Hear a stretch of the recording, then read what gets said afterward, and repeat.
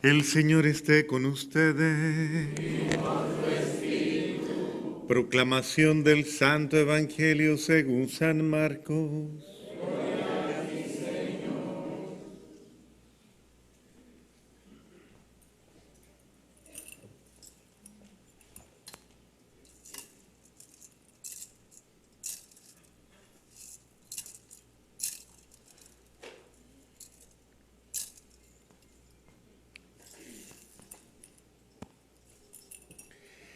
En aquel tiempo, al salir Jesús de Jericó en compañía de sus discípulos y de mucha gente, un ciego llamado Bartimeo se hallaba sentado al borde del camino pidiendo limosna.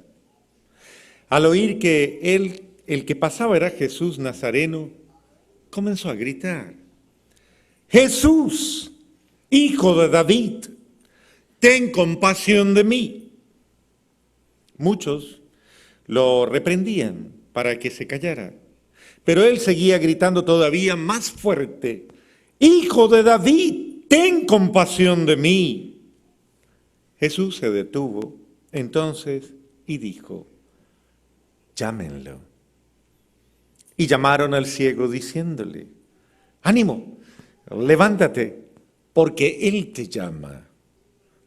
El ciego tiró su manto, de un salto se puso en pie y se acercó a Jesús. Entonces le dijo Jesús: ¿qué quieres que haga por ti? El ciego le contestó: Maestro, que pueda ver. Jesús le dijo: vete, tu fe te ha salvado. Al momento recobró la vista y comenzó a seguirlo por el camino. Palabra del Señor. Gloria a ti, Señor Jesús.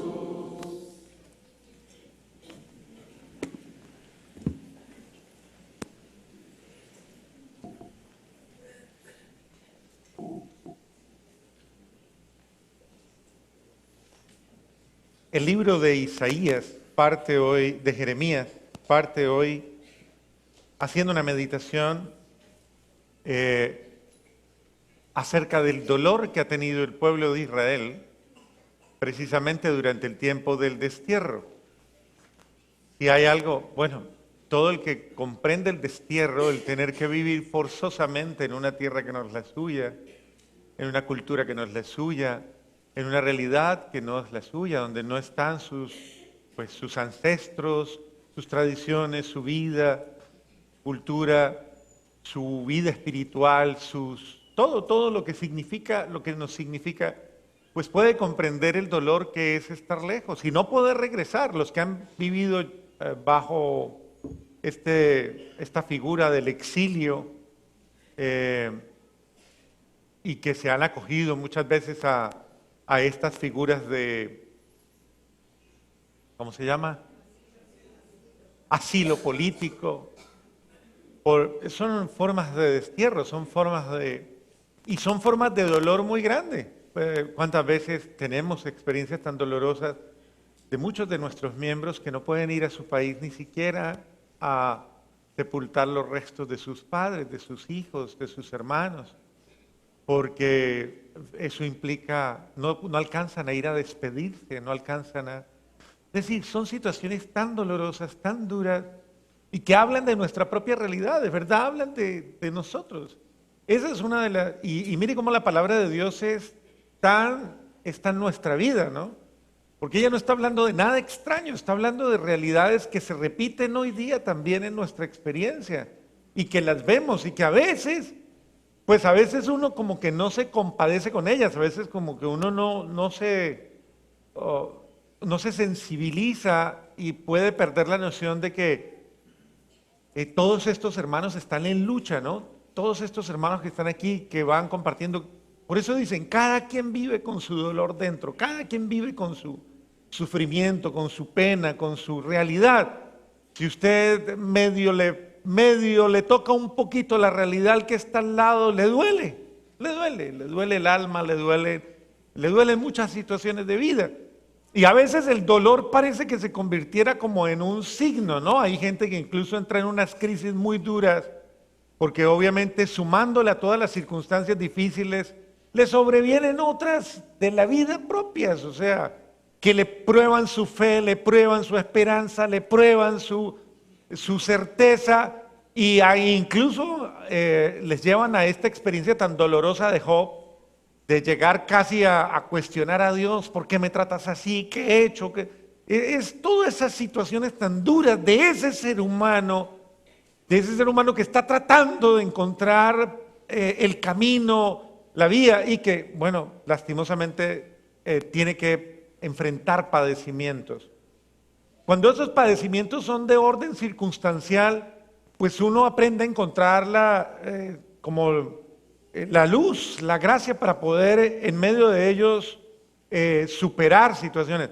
Cuando esos inconvenientes surgen del pecado, surgen de mi pecado, de mi actitud, de mi capricho, de mi mentalidad, de mi forma de actuar, de mi forma de proceder, eso se complica un poco más. Porque el mal que es circunstancial está afuera, pero el mal que es personal, que de alguna manera es interior, está dentro. Y entonces, pues claro, lo malo es eso, lo malo es que yo ni siquiera lo reconozca y que me aflijo una situación muy dura, que es la de hacerme sufrir a mí mismo, porque una persona que vive con alacranes dentro de su corazón, de su vida, de su alma, pero aquí yo sé que no hay nadie de eso, o sea, no me van a asustar ahora. Yo estoy describiendo seres humanos, pues, así como de otra realidad, de otro planeta incluso. Pero entonces, cuando uno vive lleno de esas cosas negativas, malos sentimientos, a toda hora y pensando mal de los demás, peleando con todo el mundo, a toda hora renegando, quejándome de todo, me molesta todo, me incomoda todo lo que hacen los demás es malo, todo eso me molesta, nadie me tiene tranquilo. Que uno hasta miedo le da ya, porque uno dice, Dios mío, ¿a qué horas estalla esta bomba de tiempo? Esas personas sufren mucho. Créanme que son las principales víctimas de su realidad. Son infelices. Y como dice el texto, se tropiezan consigo misma todo el tiempo. Se tropiezan a toda hora porque son, como lo dirá la palabra de hoy, ciegos. Porque el odio ciega, el desamor ciega, la ignorancia, y discúlpenme que utilice esta expresión, pero es que a veces somos, yo no sé si a ustedes les haya pasado, porque ustedes son muy especiales, pero a mí me ha pasado que yo en muchos momentos he sido muy ignorante y uno por ignorancia ciega actúa mal y es torpe. O sea, son mis tinieblas personales, mi oscuridad personal, que me ciega el odio, me ciega el resentimiento, me ciega el desamor, me ciega mi yo, mi orgullo, y ese ego que se vuelve a veces un tirano y que finalmente termina amargándonos y termina convirtiéndonos en infelices. Entonces, cuando esas situaciones provienen de mi interior, es muy complicado. Y la gente, mire, y lo más grave de todo es que, claro, uno dice, no, pero no, yo no soy ciego. Pero todos los demás están pidiéndole a Dios, Señor, que vea. Es que es el único o la única que no se da cuenta, Dios mío. Por algo dicen que los ojos no ven para adentro. Los ojos no ven para adentro. ¿Sí? Porque ahí es donde sobreviene la dificultad de tener la humildad, de saber mirar la conciencia, de saber mirar mi ser y saber observar mis tinieblas, mis propios errores. Porque no estoy sufriendo yo y estoy haciendo sufrir a los otros. Y esto, pues Dios no quiere eso. Entonces la palabra de Dios hoy viene dirigida a todos los que están sufriendo, a todos los que están en ese drama tan doloroso y que tienen esa lucha interior, que no quieren ser así, que están tratando de ser mejores, porque yo creo que usted está tratando de ser mejor, ¿cierto? ¿Sí? Pregúntele a la de al lado, ¿usted sí está tratando de ser mejor? Pregúntele, ¿usted está tratando o no? ¿Sí? ¿Se está esforzando un poquito o no? Bueno. En ese sentido, viene mucho dolor, que como se los digo, circunstancial, pero también interior. Entonces, ya vivir situaciones difíciles ya es complicado, pero no sea usted de aquellos que complican más las cosas, que las vuelve. Dice un padre que es psicólogo en la comunidad, dice, el ser humano está de alguna manera en tensión de dolor, de sufrimiento. Hay, regularmente el ser humano vive esos cambios, esas situaciones que de alguna forma le obligan a reacomodarse, a reubicarse, a todo esto, y eso todo cambio genera crisis, lo decía un filósofo. Todo cambio y toda situación. El hecho mismo que le pidan a uno que sea más amable, que sea más querido, que sea más paciente, eso ya es mortificación. Pero más, pero es que yo casi me prenden una vela a mí. Eso ya. Todo eso incide, o sea, porque uno siente que ya está haciendo ciertos esfuerzos, pero dice el Padre, pero hay gente que convierte el dolor en una tragedia. Y lastimosamente es muy fuerte cuando yo voy convirtiendo todo en una tragedia. Y actúo emocionalmente, con reacciones demasiado fuertes, con actitudes demasiado duras. O sea, no hay necesidad de llegar a esos extremos, pero nos llega a pasar. Pero Dios quiere decirnos, en medio de tu dolor, en medio de tu sufrimiento, en medio de todas esas realidades que te afligen, yo vengo a darte la paz. Yo vengo a traerte consuelo, yo vengo a aliviarte, yo he escuchado tu dolor, yo he visto tu sufrimiento y yo quiero ayudarte, yo quiero liberarte. Esa es la actitud de un Dios, no alguien que me ve sufrir y de pronto dice, pues que sufra, como dicen muchos. En Colombia dicen una expresión que es medio fea, dicen chupe. O sea, chupe para que aguante, usted la sabe completa eso. Entonces, no es ese. Dios es nuestro Dios, es un Dios solidario, es un Dios comprensivo, compasivo. Por eso dice la segunda lectura, nuestro Dios que no ha sufrido por pecado alguno, se sometió al sufrimiento humano. Mire cómo nos quiso amar el Señor, que quiso someterse al sufrimiento humano, quiso pasar por todo lo que pasa un ser humano todos los días. Despreciado, incomprendido, rechazado, juzgado, condenado, maltratado y aniquilado. Y usted dice que ha sufrido mucho. Pues mire, el Señor, y todo lo hace por amor a nosotros. Entonces, Él que ha sufrido, que ha padecido, Él es el que tiene compasión de nosotros, tiene amor. Y se compadece de nosotros y no quiere que vivamos bajo el sufrimiento, sino que vivamos bajo el signo de su sanación. Por eso dice, alégrense. Por eso comienza diciendo una expresión tan bonita, griten de alegría por Jacob, póngale el nombre de cualquiera. Regoncíjense por el mejor de los pueblos y proclamen y alaben y digan, el Señor ha salvado a su pueblo. Porque es verdad. Dios viene a salvarte. Y la salvación es precisamente liberarte de todas esas situaciones oscuras, de todas esas situaciones tenebrosas, de todas esas realidades opresivas que primero pueden estar en tu interior. Porque uno muchas veces cuando uno habla de esto y uno dice, usted que está sufriendo, inmediatamente la persona dice, a ver, ¿quién es que me hace sufrir? A ver, venga, yo veo.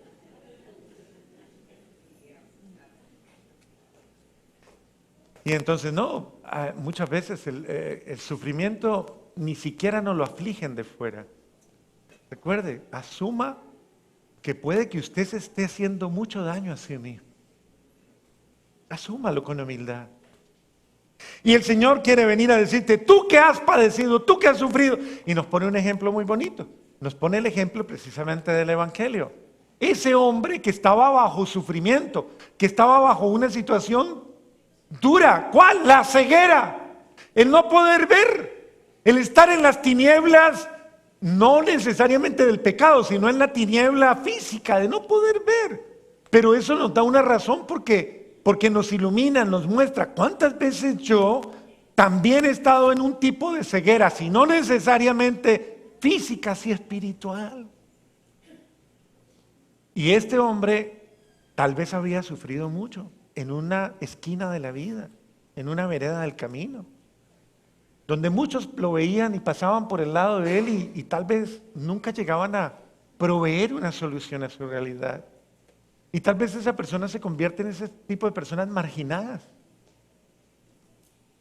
Porque una persona muchas veces con un defecto físico, a veces, muchas veces, y en sociedades muy duras, muy crueles, pues, y en familias incluso, en realidad, se le van negando ciertos derechos. Es que es ilógico que uno tenga en una sociedad de seres humanos tener que luchar por los derechos de los más débiles. Y ustedes ven que esta sociedad, tristemente, por ejemplo, la vida, tener que luchar por la defensa de los niños en el vientre de su madre, porque tenemos toda una estructura que amenaza sus vidas, que amenaza su existencia.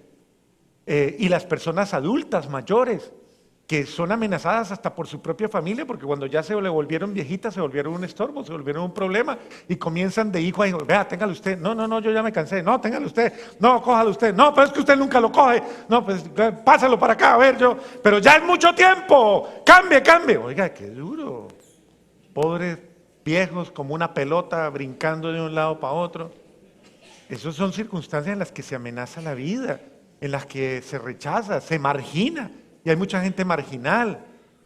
Los niños nacidos incluso se vuelven también marginales porque ellos lastimosamente son vulnerables y están expuestos a la acción de muerte, a la acción negativa, a la acción oscura de muchas personas enfermas sexualmente, enfermas afectivamente, enfermas emocionalmente, que les hacen daño. ¿Cuántos de nosotros no pasamos por circunstancias difíciles y de pronto hasta con miedo, muchas veces gente traumatizada, herida, maltratada por una infancia violentada? Ay, Dios mío, pues sí ven, son circunstancias supremamente duras, pero Dios no quiere que vivamos de esa manera. Dios quiere en esa realidad de nuestra vida salirle al paso a nuestro dolor. Jesús sale al paso al dolor. Este hombre, en medio de su oscuridad, había escuchado tal vez cosas muy buenas de un tal Jesús de Nazaret. Y casualmente comenzó a escuchar un bullicio. ¿Y qué pasa?, preguntó. Y le dijeron, no, es Jesús de Nazaret. Y él lo vio como su oportunidad y comenzó a gritar, Jesús, hijo de David. Claro que sí, porque a veces a Dios hay que clamarle con el alma, con todo el corazón, con toda la ganas de decir, Jesús, hijo de David, ten compasión de mí. Es una plegaria, es una oración, que es muy diferente a decir, maldita sea la vida, malaya, qué desgracia, que eso es muy diferente. Y entonces, las voces de los que están en el mundo sin Dios, el mundo que niega la compasión, que niega, le dice, cállese, deje la huya, hombre, deje la huya. Ese es el mundo que no ama el bien del otro, que no quiere la felicidad del otro, que no quiere que el otro encuentre a Dios, le molesta que el otro rece, le molesta que el otro vaya a la iglesia, le molesta, entonces rechaza. Sin embargo, este no se deja milanar y grita más fuerte, Jesús, ten compasión de mí. Y todo el mundo ya comienza, todo el mundo a mirarse porque ya es un tipo desesperado, loco, hasta que Jesús dice, díganle que venga.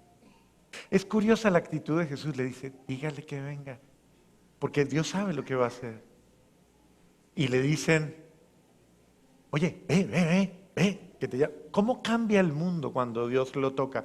Cuando Jesús dice una palabra, cuando Dios toca el corazón y dice, oiga, no se cierre, ame, quiera, oiga, tenga compasión. Es que cuando Dios toca la realidad, transforma y la llena de esperanza. Y nos ayuda a creer, a amar al otro y acompañar. Y entonces ahí comienza, ánimo, ánimo, ve que te llama, ve que te llama. Y me impresiona la actitud del ciego. Dice el texto que el ciego suelta el manto. Y usted sabe lo que significa el manto para una persona que está en la calle, que duerme en la calle. El manto significa toda una seguridad, significa protección, significa tantas cosas. Y él suelta el manto. Y peor aún, dice el evangelista San Marcos, da un salto. Dios mío, ¿qué salto puede dar un ciego? ¿Hacia dónde? Es un salto a la oscuridad, un salto al vacío. Pues no, era el salto hacia la voz de Cristo, hacia Jesús. A veces en la vida hay que dar un salto hacia Dios, soltar las seguridades y saltar hacia Dios. Salir de mi postración, de mi sufrimiento y aún en medio de mi ceguera, tirarme hacia Dios, lanzarme hacia Dios. Y Jesús, mire cómo es la pedagogía de Dios. Ya este hombre ha hecho cosas muy significativas, pero Jesús inmediatamente le mira a los ojos, tal vez, bueno, este hombre no veía, lo mira, se le acerca y le dice, ¿qué quieres que haga por ti? Porque esa es la pregunta de Dios. Hoy también, ¿qué quieres que haga por ti? Porque Él quiere. Él está escuchando tu clamor. Tú llevas clamando mucho tiempo. Tú llevas gritándole a Dios también. Tú también vienes al Santísimo, vas al Rosario, vienes, gritas a Dios, Señor, ten compasión de mí. Bueno, Dios te dice, ok, ¿qué quieres que haga por ti? ¿Lo tienes claro? ¿Qué quieres que haga por ti? Y Jesús quiere escuchar lo que te sale del alma, lo que te sale del corazón. ¿Cuál es tu clamor? Dilo, grítaselo, dile al Señor. Él le dice una frase que ojalá fuera nuestra. Señor, que yo vea. Y creo que podríamos apropiarnos de esa frase, porque en muchos momentos nosotros hemos sido ciegos. Somos ciegos. No vemos, no entendemos. Y por eso tropezamos con todo. Señor, que yo vea. Ni siquiera, Señor, cámbiame el marido que ya me tiene harta. O Señor, cámbiame esta mujer que ya está muy cansona. Señor, cámbiame los muchachitos. No. Uno podría irse por las ramas. ¿Qué dice el Señor? ¿Qué dice el ciego? Señor, que yo vea lo básico de la vida. Que yo vea, Señor. Y el Señor le dice, ¿cómo le responde Jesús? ¿Se acuerdan? ¿Cómo le responde? Vete, tu fe te ha salvado. ¿Y tu fe qué es? Es una actitud de confianza frente a Dios, una actitud de esperanza frente a Dios, de confianza en un Dios al que yo le importo. Piénselo y dígalo en su interior, yo le importo a Dios. A Dios le importan mis. Dios no es sordo, pero quiere que yo salte hacia Él, que haga un salto de amor y que confíe en Él.